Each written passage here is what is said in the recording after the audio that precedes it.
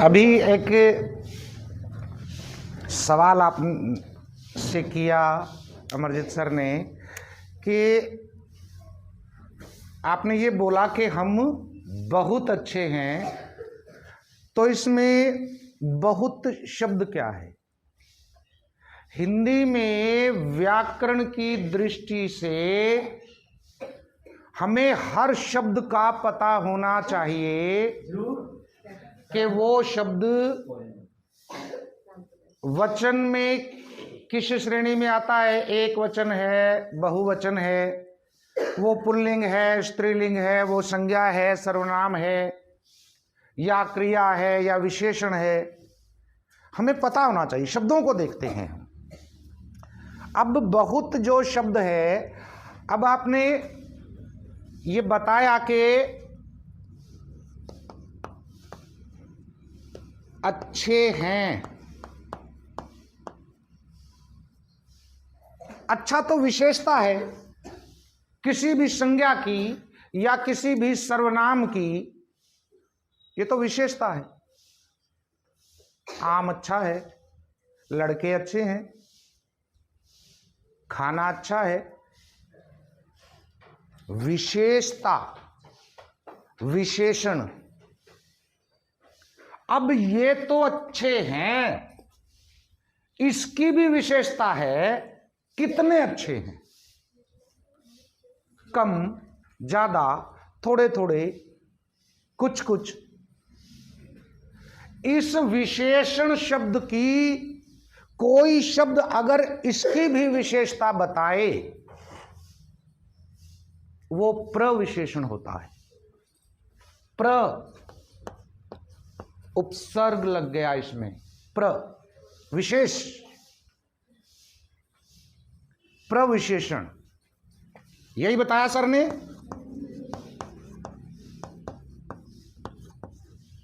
घोड़ा तेज दौड़ता है। घोड़ा सुनो बेटा, मेरे ख्याल से 10+2 के जो बच्चे हैं हिंदी के, वो भी ये चीज नहीं बता पाएंगे आपको। अब देखिए ये वाक्य आप देखें, घोड़ा तेज दौड़ता है। अब घोड़ा क्योंकि प्राणी है, और प्राणी क्या होता है? गुड। अब ये जो है, इसमें एक काम हो रहा है कोई। हाँ, ये क्रिया है। अब ये क्रिया कैसी हो रही है? इस क्रिया की, इसकी जो विशेषता है वो ये है, तो तेज क्या होगा? विशेषण होगा। इसके आगे भी हम बहुत शब्द का प्रयोग कर सकते हैं, तो वो बहुत इसके लिए प्रयोग हुआ है। दौड़ तो वो पहले भी रहा था, क्रिया तो वो पहले भी कर रहा था, और कैसी क्रिया कर रहा था ये भी पता है कि तेज दौड़ रहा था। ये इसकी विशेषता होगी। लेकिन विशेषता की भी विशेषता प्रकट करने के लिए एक शब्द और है, और वो है बहुत। जब हम बहुत लिखेंगे तो सारे पदों का परिचय देते हुए हमें यह पता होना चाहिए कि ये संज्ञा हो गया, ये क्रिया हो गई, ये विशेषण हो गया, एक शब्द ये बच गया, ये क्या होगा? प्रविशेषण होगा। क्या होगा? प्रविशेषण होगा। अच्छा, एक पद और है, ध्यान दीजिएगा। एक पद और है, ये एक पद और है ना। पद किसको कहते हैं पता है? किसको कहते हैं? पद किसको कहते हैं? शब्द का पता है किसको कहते हैं? किसको कहते हैं? हाँ, वर्णों से बनी हुई सार्थक ध्वनि समूह, याद रखना सारे एक एक शब्द को। एक भी बच्चा छूट गया, सुरक्षा चक्कर टूट गया। पढ़ा ना कहीं ये नारा बड़ा सुंदर सा। अब हर शब्द का अगर आधी अधूरी परिभाषा हम किसी भी, कोई भी इसमें, चाहे वो शब्द है, चाहे वो वर्ण है, व्याकरणिक कोई भी इकाई है, अगर आधी अधूरी हम उसकी परिभाषा देंगे तो फिर उसका भाव बदल जाएगा। अब ये एक वाक्य है, घोड़ा तेज दौड़ता है या बहुत तेज दौड़ता है। इसमें एक भी शब्द नहीं है। अगर मैं कह दूं, गलत कहूंगा क्या? अरे कह दिया करो, डरे क्यों करो? एक भी शब्द इस वाक्य में नहीं है। शब्द तो है इसमें, फिर बोलो ना, यही तो बात। हाँ भाई, मैं गलत कह रहा हूं, आप यूं कह रहे हैं कौन कौवा शब्द नहीं, इतने सारे रहे, यही कह रहे हो ना? मैं फिर दोहराता हूं कि इस वाक्य में एक भी शब्द नहीं है। कह दो आप तो सर हो, आप क्या मान जोगे हैं? सुनिए क्यों कह रहा हूं मैं ऐसा। जब कोई भी शब्द वाक्य में प्रयुक्त हो जाता है तो उसको हम शब्द नहीं कहते, उसको पद कहते हैं। क्या कहते हैं उसको? इसलिए इस वाक्य में 3 और 2 5 पद हैं, शब्द नहीं है। तुम ठीक थे, मैं ठीक कह रहा था कि हैं? पता लग गया ना? किसी भी वाक्य में जब शब्द प्रयुक्त हो जाए तब उस शब्द को शब्द ना कह करके क्या कहेंगे? पद कहेंगे। समझ में आया? पद की परिभाषा यही है कि वाक्य में प्रयुक्त हुए शब्द को ही पद कहा जाता है। फिर वो दूसरा जी प्रधान पद, वो सारी दूसरी चीजें हैं। ये समझ में आ गई बात? अब क्लियर? अब शब्द का हम, अगर मैं केवल ये लिख देता हूं घोड़ा, यू एक शब्द है, क्यों है पता होना चाहिए। क्योंकि सर ये वाक्य प्रयोग है। हाँ, वैसे शब्द क्यों कहेंगे हम इसको? कैसे बना? मैं तो इसको काट देता हूं, इसको काट दिया मैंने। अब शब्द है, शब्द तो है, लेकिन इसकी सार्थक ध्वनि नहीं। मैंने एक इसकी परिभाषा बताते हुए कहा था, बैठो, वर्णों से बनी, वर्णों से बनी सार्थक, इस शब्द का पता है ना? यू के है ऐसी ध्वनि समूह जो सार्थक हो।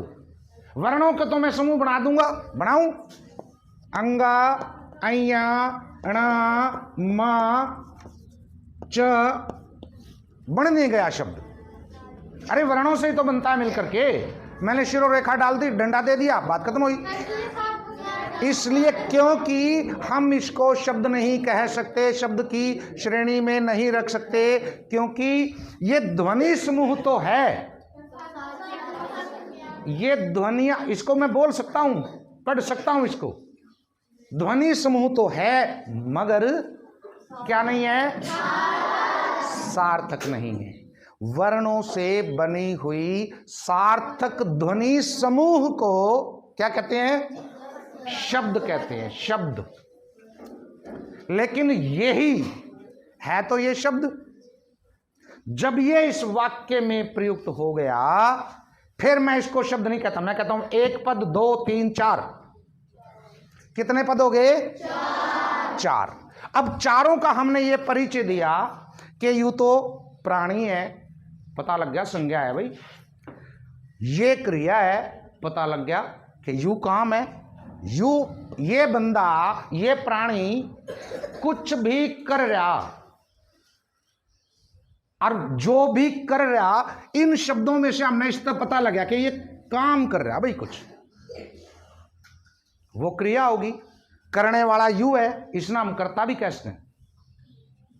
काम को करने वाले को कर्ता भी कहते हैं। इसके अलग अलग परिचय देंगे, एक वचन है, पुल्लिंग है, संज्ञा है, इसके अलग अलग परिचय होंगे। कर्ता है, ये सारी चीजें होगी इसमें।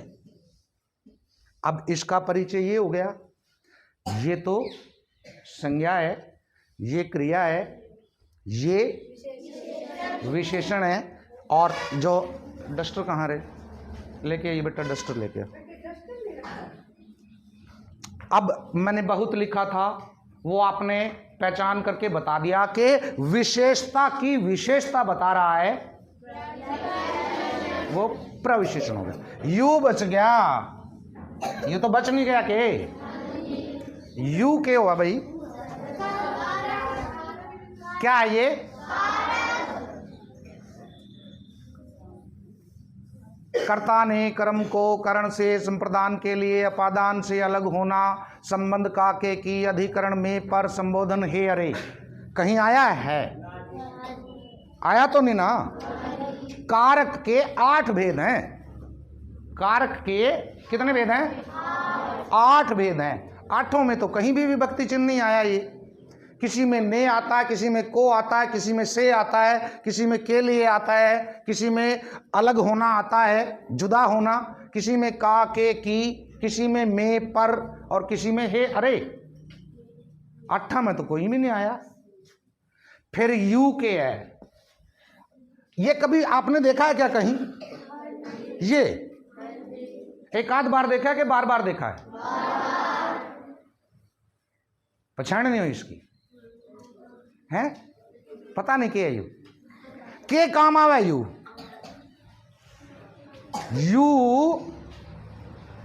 क्या काम आता है? बता सके कोई? है वाक्य को पूरा करने के वाक्य को पूरा करता है। अरे डस्टर नहीं लाया गया कोई? ये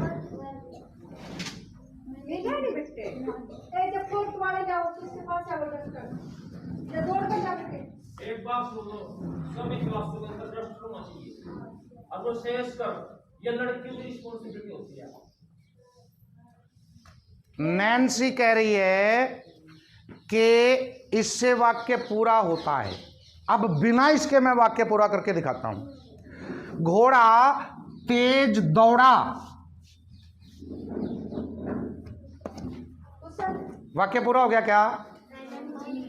बिना इसके हो गया। इसका मतलब आपका उत्तर सही नहीं है। अच्छा, मैंने यूं क्यों नहीं कहा तेरा उत्तर गलत है? मैंने यूं क्यों कहा तेरा उत्तर सही नहीं? क्या फर्क पड़ गया इस बात पे? हैं? क्या फर्क पड़ा कुछ? ये बराबर है बात हैं? बराबर तो कौन है भाई? कड़ी ना कड़ी भाषा ना भाषा। मैं किसी बच्चे को मैं कह दूं बड़े प्यार से कि मैं कह दूं बैठ जाओ, फर्क है? बात तो आई कही, एक ही बात कही ना। कोई नू कह दे कि मान लीजिए मेरा बापू खेत में तावा है, हरियाणवी में मेरा बापू आया, ये हरियाणवी लहजा है। जबकि आया आदर सूचक नहीं है। आए, मास्टर आया और मास्टर आए, फर्क है ना। लेकिन ये जो हरियाणवी लहजा है इसमें यूं बोलते हैं, नैन्सी बैठो एक बार। मेरे पिताजी खेत में से आ गए माने, या मैंने कह दो मेरे बापू आया और उन्हें देखा घर के आगे तो बढ़िया बढ़िया लीप रखा, गली में बारने आ गए, गेट आ गए, और माहौल सा कुछ ठीक ठीक सा लग रहा, आवाजाही सी हो रही। और देखा उसने बैठक में तो भाई 3-4 जने बैठे या कोई एक बैठा, और वो पूछा की बात है। और कोई पड़ोसी नु कहता है भाई बटे हुआ रहा, या दामाद जी आए हैं, भाई दामाद आ रहा। पड़ोसी कहता है अच्छा अच्छा ठीक है। और वो पड़ोसी वो पूछा कौन आ रहा, और वो पड़ोसी नु कहता है वो आ रहा तेरी दी का लोग। बात तो एक ही है ना, एक फर्क क्या है।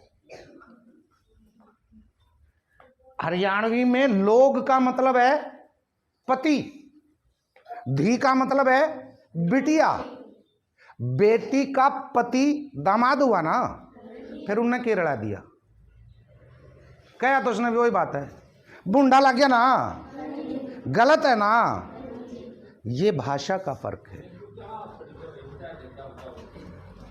किसने कुछ बताना है क्या? एक तो मेरे तक डरा नहीं करो, डरो तुम, डरते नहीं, चौड़ा ही हो गया भाई। अध्यापक से झिझक डर कतई नहीं होना चाहिए। अध्यापक के साथ आपका मैत्रीय संबंध हो, बड़ी बात कर रहा हूं मैं। अध्यापक के साथ आपका मित्रवत और गुरुवत रिश्ता हो। मित्रवत मैं क्यों कह रहा हूं?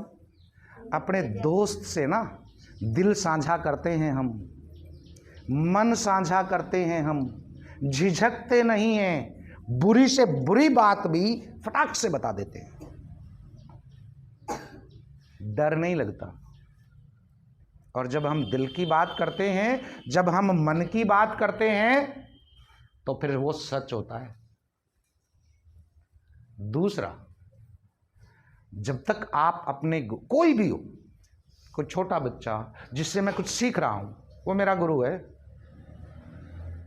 और गुरु प्रणम्य होता है, प्रणाम करने के योग्य होता है, गुरु आदर के योग्य होता है। इसलिए अध्यापक के साथ मित्रवत रहिए, अध्यापक के साथ, अध्यापक से डरिए नहीं, झिझकिए नहीं, बेझिझक होकर के बात कीजिए, उनका आदर कीजिए, आप सीख जाएंगे। खैर, उसी बात पर आता हूं। ये था भाषा का फर्क कि मैंने इस बच्ची को कहा कि आप, अगर मैं यूं कहता हूं कि गलत है, अटपटा सा लगता है, जबकि ये सच है। अगर मैं इसको यूं ही कह दूं कि आप सही नहीं हैं, तो शायद वो ज्यादा आदर सूचक होगा। ये तो बात थी। ये अब ये इसने बताया था कि जी है लगाया था ये, तो इससे वाक्य पूरा होता है, लेकिन मैंने इसको खत्म करके ये बताया कि वाक्य तो ऐसे भी पूरा होता है। फिर है ये क्या काम आता है? ये हाँ कार्तिक,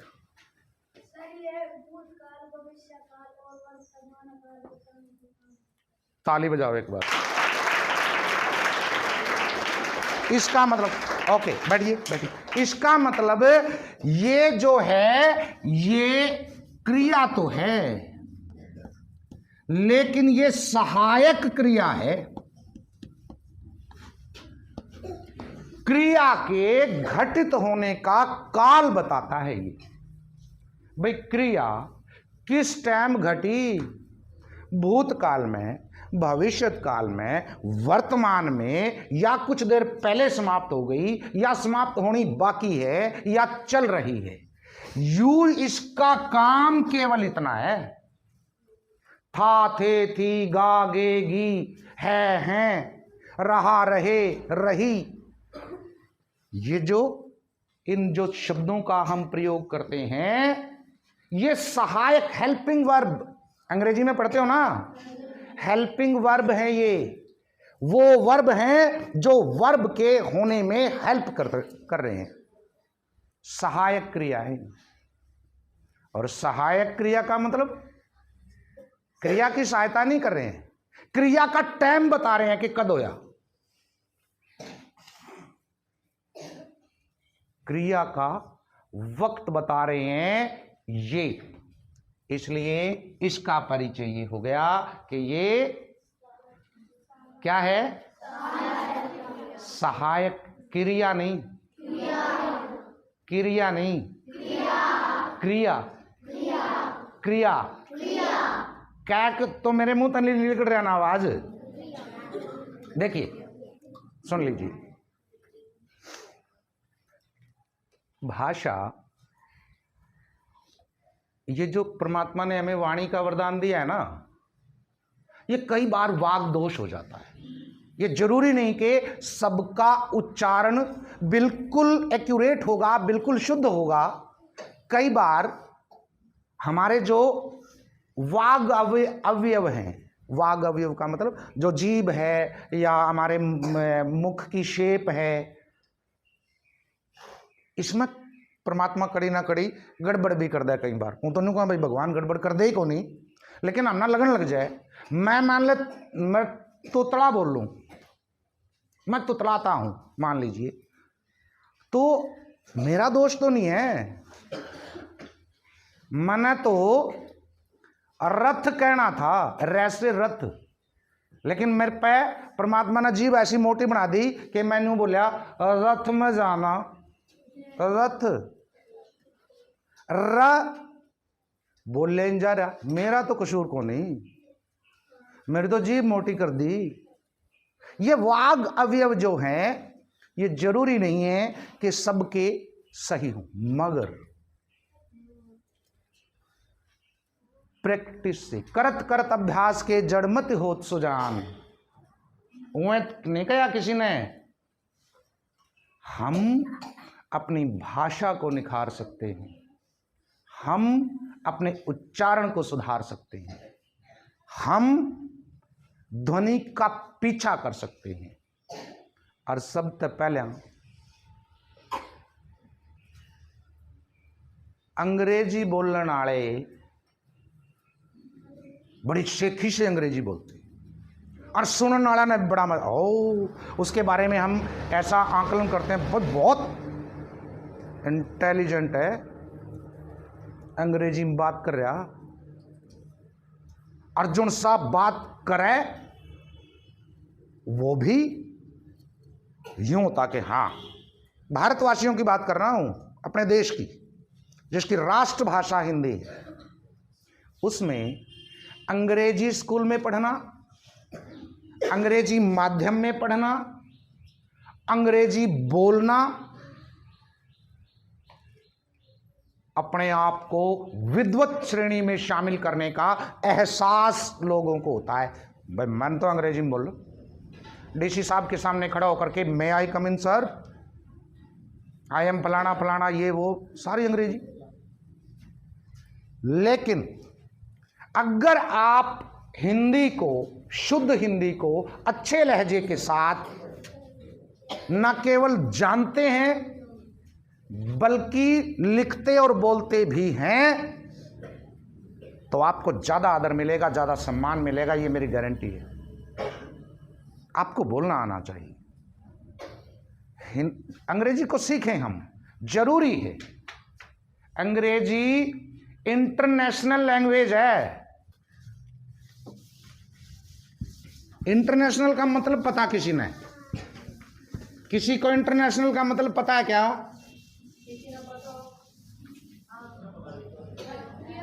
है?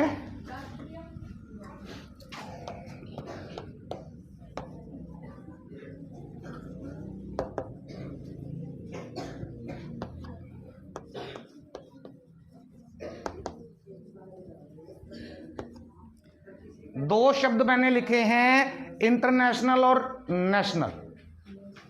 आज इसी पे बात करते हैं।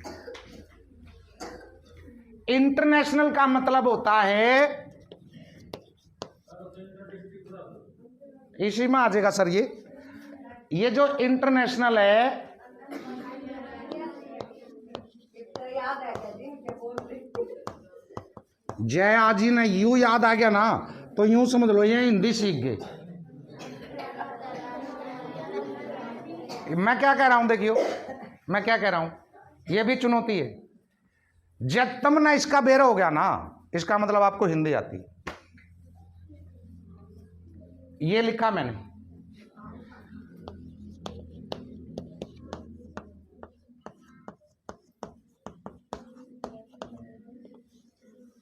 एक ये लिखा मैंने, कौन सा ठीक है? बताओ आप खड़े कर। निक्कू का हाथ खड़ा है। हाँ बेटा, इसकी राय से आपकी राय शुमारी है क्या किसी की? आप बताओ कौन सा ठीक है मत है। लवीश, ऊपरला निचरला यू रह करता गया। और कोई बच्चा? और कोई? यस, जल्दी से बताते रहो भाई। हैं? ऊपर वाला, ऊपर वाला। कोई ऐसा आदमी बैठा है क्या?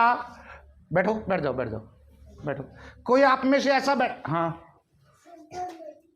ये चोरी, ये देखियो करता है। आजा आजा, खड़ी हो, खड़ी हो, खड़ी हो, खड़ी हो। ये चोरी नुकारी जी दोनों ही ठीक है।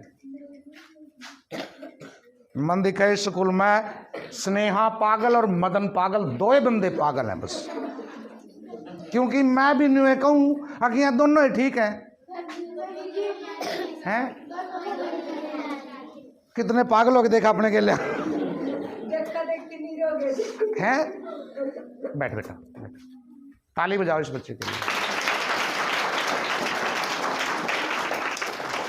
अब हो सकता है इस बच्ची को पता हो कि क्यों ठीक है, लेकिन इसके लिए इतना काफ़ी है क्योंकि ये 5वीं कक्षा की छात्रा है और इसको यूं पता है कि अगर दोनों शब्द सही हैं तो इसकी व्याख्या मैं करूंगा कि क्यों ठीक है। करूं? क्यों? कौन करदा है? चलिए, ये जो शब्द है, ध्यान देने की बात है, आपको बहुत मुश्किल से बताएगा कोई। ये जो शब्द है, पहले इसको देखते हैं।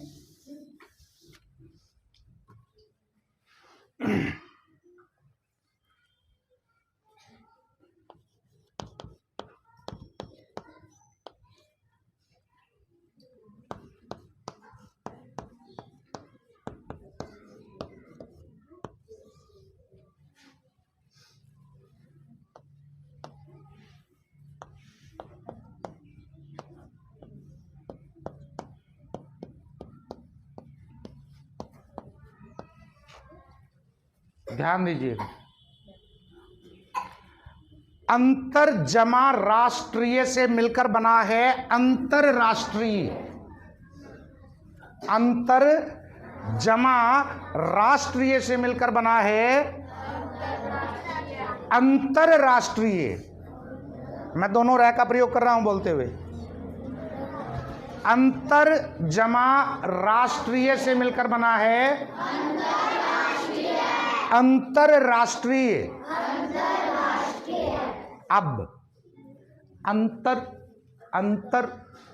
आधा, अंतर जमा राष्ट्रीय से मिलकर बना है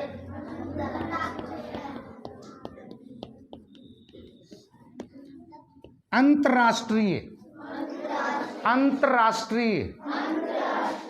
अब आप रै की पूरी आवाज नहीं सुन रहे मेरे मुंह से। अंतरराष्ट्रीय और अंतरराष्ट्रीय, यू जो है ना, ये अंतर और अंतर, इन दोनों में बड़ा अंतर है। अंतर जमा अंतर, इन दोनों में बड़ा अंतर है। और यू जो अंतर है ना, इसका मतलब हुआ अंदर। जिसमें रे आधा है, इसका मतलब होता है अंदर, भीतर। और यू जो है ना, इसका मतलब होता है दूरी, विभेद, अलग, फर्क। अब जिसमें यू आधा आवे, इसका मतलब है भीतर, अंदर। किसके? राष्ट्र के भीतर, राष्ट्र के अंदर।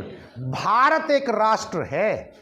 राष्ट्र के भीतर से संबंधित कोई भी चीज वो अंतरराष्ट्रीय होगी भाई।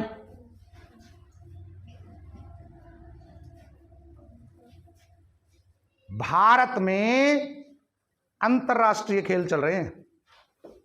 इसका मतलब मिजोरम के, अरुणाचल के, केरला के, तमिलनाडु के, जम्मू एंड कश्मीर के, मध्य प्रदेश के, सारे राज्य उसमें भाग ले रहे हैं।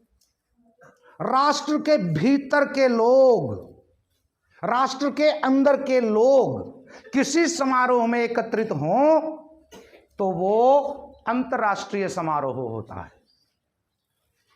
अब आगे चलते हैं, इससे आगे। अंतर का मतलब दूरी, फर्क, विभेद। राष्ट्र से दूरी, राष्ट्र से अलग, भारत से दूर राष्ट्र, उनके बीच में अगर कोई समारोह हो रहा है, हमारा राष्ट्र तो एक है, भारत है, राष्ट्र से अलग, दूर के लोग भी अगर उस समारोह में हिस्सा ले रहे हैं, अंतरराष्ट्रीय, वर्ल्ड के, दुनिया के सारे लोग, सारे देश, सारे राष्ट्र, इस राष्ट्र से दूर के राष्ट्र भी जब किसी समारोह में हिस्सा लेंगे तो वो जो समारोह होगा वो अंतरराष्ट्रीय होगा। दूर, राष्ट्र से दूर। इंटरनेशनल का मतलब ये है। नेशनल का मतलब, राष्ट्रीय मैंने लिखा है क्या? कहीं नहीं लिखा। नेशनल का मतलब होता है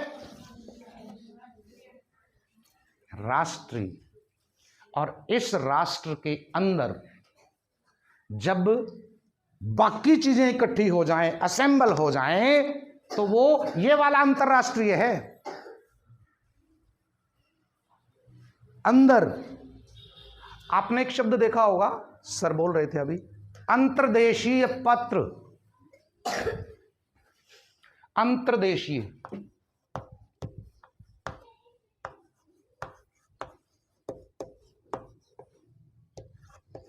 पत्र, इनलैंड लेटर्स। पहले नीले रंग की चिट्ठी आया करती। आप तो पैदा नहीं हुए थे शायद तब तक। मैंने बहुत लिखी हैं ऐसी ऐसी चिट्ठियां जिस पर लिखा रहता था अंतर्देशीय पत्र, और मैं उन्हें पढ़ा करूं था। और फिर सुन, यू क्यों लिख रहा भाई? इसका मतलब यह था कि ये जो शब्द बना है ना, ये बना है जमा देशीय। इसका मतलब अंदर, देश के अंदर चलेगी वह चिट्ठी, देश तक बाहर जा ही नहीं पावे। फिर पीछे लगेंगे उस पर, विदेश में भेज तो देंगे लेकिन सीमा पार करते हुए उस पर कुछ चार्जेस लगेंगे। अंतर्देशीय इसलिए था कि वो देश के अंदर कहीं तक भी जा सकती है बगैर किसी फीस के, चलेगी। तब तो मेरे समझ में नहीं आई थी, उसके रफड़ा है भाई। आज मेरी समझ में आता है कि अंतर का मतलब अंदर होता है और अंतर का मतलब दूर होता है। तो अंतर में और अंतर में बड़ा अंतर है ना, समझ में आया? इब जब भी आप देश से बाहर, राष्ट्र से बाहर इंटरनेशनल बात करेंगे तो आप अंतरराष्ट्रीय लिखेंगे। सर हमने कई जगह ये नीचे वाले लिखे लिखे गलत है सब अब तक यही गलत तो नहीं है, आप सही नहीं थे। कई जगह सर यही लिखा इंटरनेशनल का। मुझे ऐसा लग रहा है कि आप कुछ नया सीख रहे हो। नया सीख रहे हो क्या? ये एक और बता दूं, मैं नीलम की बात बता देता हूं। कल शाम को 24 और 12 लगभग 36 घंटे हो गए हैं इसके एक वीडियो को जो इसने यहाँ वो सुनाई थी, मैंने उसको फेसबुक पे डाल दिया, अपनी फेसबुक पे। यकीन मानिए सूरीनाम, फिजी, जर्मनी और सिंगापुर से मेरे पास कमेंट आए हैं, वहां ये वीडियो वायरल हो गया।